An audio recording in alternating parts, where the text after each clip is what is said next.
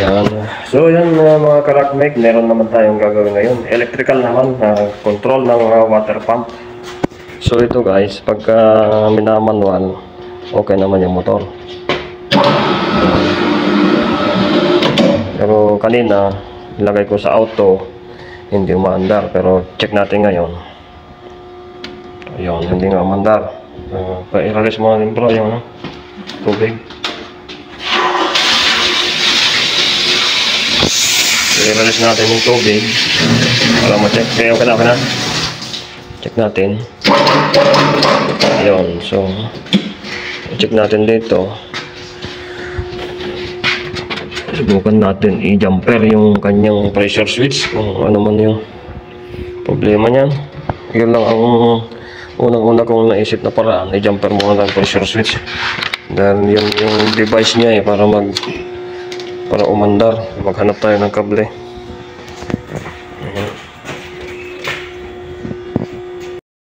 Ayan. So ayan mga karakmek, sinubukan natin dinirect yung itong pressure switch. Ayun, gumana siya, continue siya. Saan nakalagay yan ba? Sa auto? Ayan guys, nakalagay sa auto, gumana. So ang ating mistake ay pressure switch. So yung ating findings guys ay yung pressure switch yan. So i-check natin yung training mga adjust up.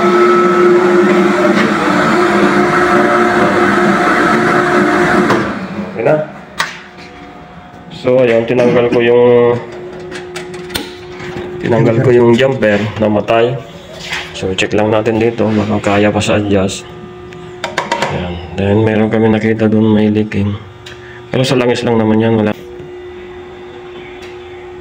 Guys, ikuha natin dito. Magkaiba kasi, baka kailangan palitan. Itaas-taasan natin konti yung kanyang ito.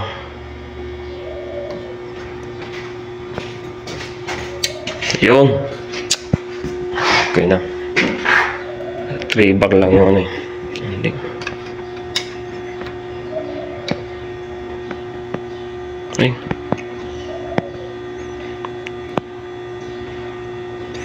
Yan, lagyan natin sa dati. So, ito lang yung low.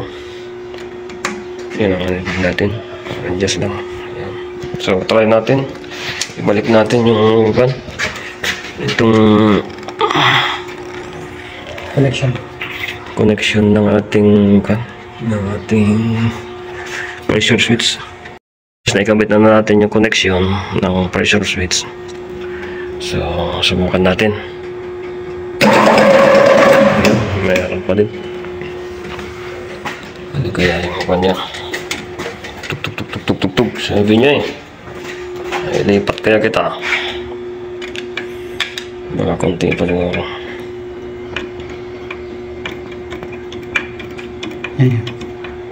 Diyan kanina no? Yan, kaya sa kalahati lang. On natin. Hop.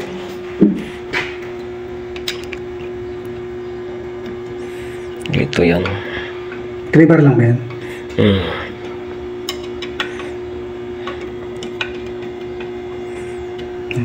Ganyan.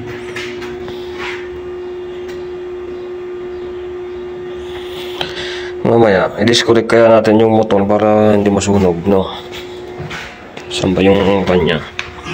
Breaker ng motor. Ito. Pumunta dito. Ito siguro. Ayan. Ano pa pangalan natin? Off. Ayan, off muna natin yan. Check natin kung... Ay, wala nga. Naka-trip. Naka-on pala ito. Hindi, yan naman.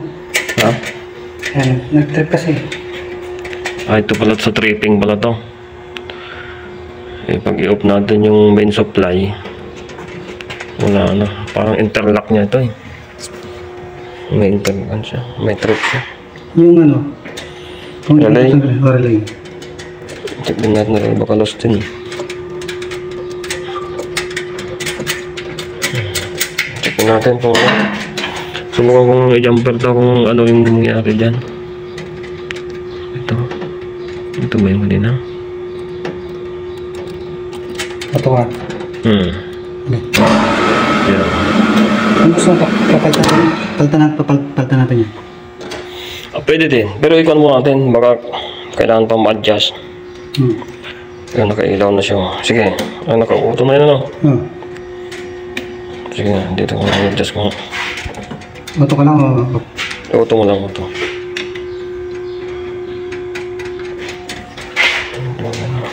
Adjust natin dito guys kung ano yung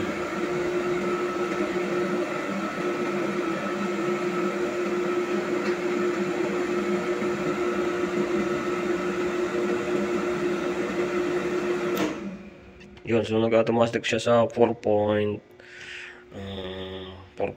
ganyan dahil hindi umabot ng 5 eh. Yun, parang pwede na kaso hindi mag-automatic natin dito, i-release natin para matry natin. Okay. Kasi kung mag-galang sila ng tubig sa taas, andar. ano agad. Sige, patayin mo lang dito tapos i-release natin yung tubig. Yan, lagay natin sa 0. Wala palang tangkon ito. Yan pala ang tangke niya. Pangit yan. Parang hindi naman nakakakon yan. Ayan o. Sige, huwag natin. Yung! Number 1 na. So, sana nga magtuloy-tuloy na guys. Yung nag-automatic. Ang bilis ah. Okay lang yun. Sige, bilis natin.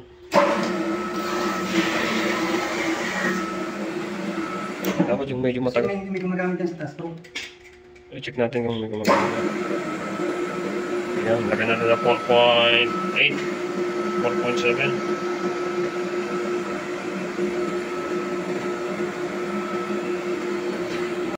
So ayan guys, pinagpalit ko yung terminal ng dalawang pressure switch niyan.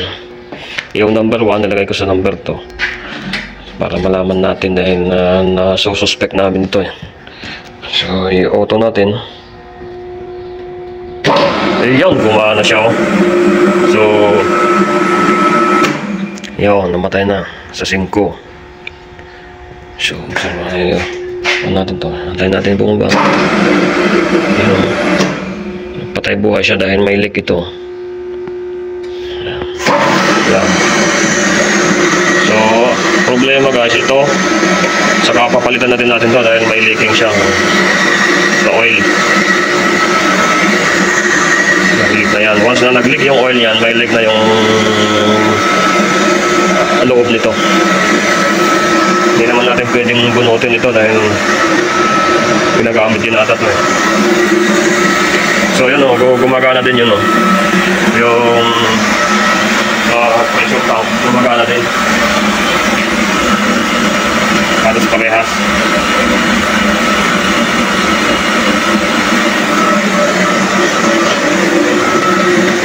So antayin natin na mag-automatic hanggang nakalagay dito at ay nakaset eh. So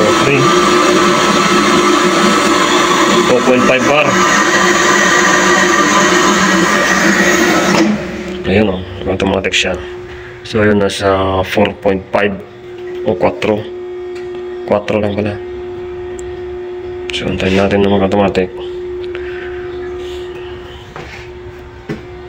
Ayun, gumana na ulit. Ayun, madali na lang mag-automatic. So isa pang testing.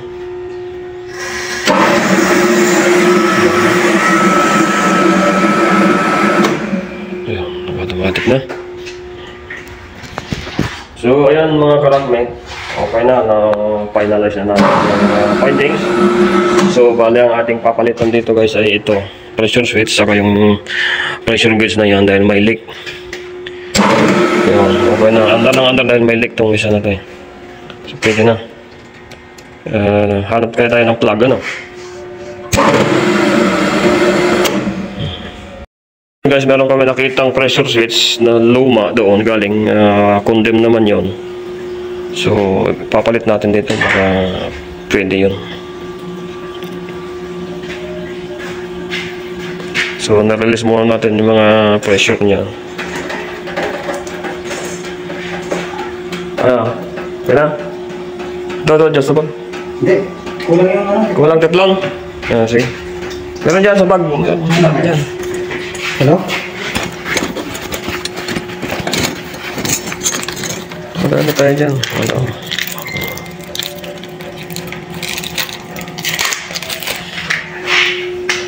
So, subukan natin guys. Subukan natin na maayos na walang papalitan. Dahil medyo mahirap maghanap ng materyales. So, tanggalin natin to. May pressure po. Ang dami pa. Sila ang mga technique. Ha? Bibili ng mga bago para... Oo, dapat may spare. Hindi, bumibili sila ng mga bago para sabihin na ito ginawa nila, ganun. Oo. Iwan natin para ano. Saka na natin palitan ng bago pag okay na yan. Sige, lagay mo. So, palitan natin ito guys. Guys, lagay na namin yung bagong luma na pressure gauge. So, obserbahan natin kung hindi pa tayo buhay. Kaya inopen ko muna dito para matanggal yung mga hangin ba. Ayan. Under observation, ilang minuto. So, sana walang leak po. Wala, may langis pala to, no? Ilagay ko kaya. Ilagay natin yung langis nito. Yun, no? Yan kasi minsan malalaman kung may leak to, ano eh. Gauge eh. Wala siyang takip? Wala. Ayan. So, obserbahan natin. Nasa 4.5.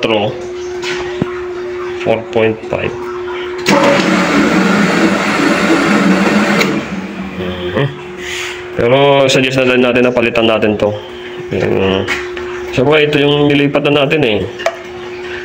Kaya may problema din to. Okay na yan. So yan guys, okay na. Now ito na yung control niya, naka-automatic cut off and naka-automatic on the motor. So ikunan natin to, lagay na natin sa kanyang bahay. Yan. Yan na yan, wala tayong kay bultay eh. So, malinis naman, hindi mo nakita yan. Lock na natin. Sige, patayin mo. Ikunan mo natin yung pressure. So ito guys, yung pressure, okay naman. Check natin lahat para sarado ko na yan. Sarado yung valve. So okay to. Sarado natin ngayon para ma-check yung okay, automatic na. Okay, normal. So ito yung number 1, ito yung number 2. Okay. Ayan, medyo matagal na ngayon mag-automatic dahil sinarado ko ito. Baka merong leak yung one-way valve niya o check valve na sinasabi natin ito.